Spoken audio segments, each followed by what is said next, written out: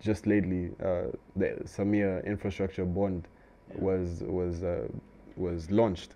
This allows the Tanzanian individual to invest in that bond, and that money will go towards the development of their country. I think it's going to finance about 85% of rural roads and urban areas. And so you see that you don't necessarily need external financing for development, although some projects do require that. But through memorandums of understanding, and other things of the sort, I'm sure that governments can limit the risk that perhaps threatens the country's sovereignty. Yeah.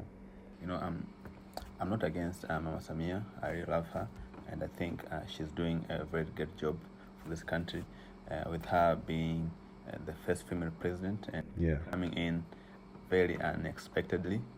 But the Samia bond is not something I would buy myself, because I think it's 12%. Yeah, it has 12% return. Yeah, so why would I buy a bond that's 12% while there are other bonds offered by the BOT that you can get up to 16%? Yeah, it's a good question. I think that definitely you look at bonds and you look at the prices and returns and what will benefit you more. But again, it's as I mentioned, it's a strategy to shy away from increasing the debt deficit by taking loans and borrowing, but rather allowing individuals to invest in their country while still gaining returns after the set period of time. I think 12% is it's still pretty attractive. It's not bad. Yeah. But at the end of the day, as you said, it's a matter of perspective. Yeah, yeah, that's true. Some people probably they don't care about returns, but for me as an investor, when I put my money somewhere, the first thing that I look at is how fast can I get my money back. I think that's a good point. But bonds are also a safe investment, I'd say. I mean, everything has risk, but bonds are a safe investment, especially if you're going to get 12% back, and it's also tax exempt. That's a big incentive for it being tax exempt. It definitely lures you into it, and also, getting your principal amount on top of that. So. I still think it's a decent bond. I wouldn't say I've looked into it as much, but from my current understanding of it, it's good. It's a good move.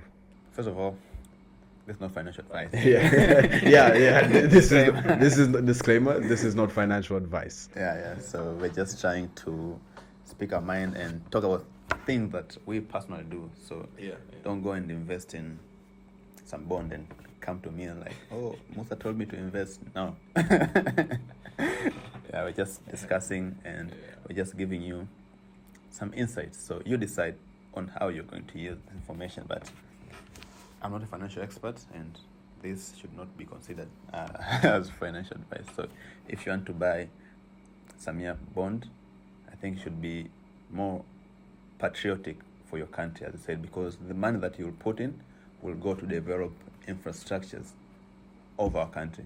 So it's more of patriotism than return, financial return. Yeah. So what advice do you have for aspiring entrepreneurs right now who are looking to start their business? Because you're also very young. Yes. As well. Yeah. I think product knowledge or business knowledge, you know as much about your forte, your strength, your business, know as much as you can about it. Look for ways to strategize around it. I think a key piece, a business advice that probably everyone gives is look into, something that people need. What is it that people are missing? Demand. Demand, exactly. So that as well. Yeah. But you have to have creativity as well, because every business is a saturated area.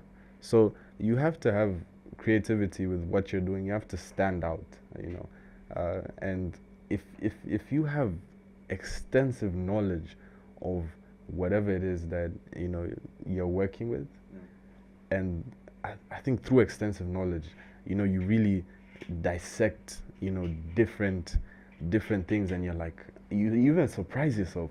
You're like, wow, this is a whole new way I could do this with this, or so getting to that point, it opens, unveils this new intellectual realm of how you can spiral your business, in upwards, in a positive trajectory. Yeah. Personally, when I started this podcast, I didn't have any knowledge. First of all, I'm not an economist. When I was in university, I did banking and finance and a minor in economics, but I just had to start. And then after I started, that's when I started learning the ins and outs of the business. So you can also take my approach. No, your approach, he's onto something. That works as well. Yeah. Myself as well. For instance, obviously with like content African Identity makes, there's a lot of like video editing that goes into consideration and whatever.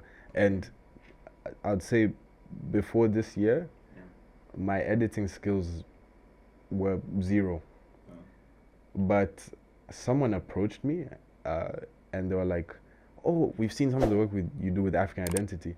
We have this event, and we want you to handle the media stuff, take this on and everything." Yeah. And I saw this opportunity, and I was like, "I don't know anything about editing. I don't know anything about editing." Yeah. But I said, like again, you said it's all about perspective. It's how you look at it.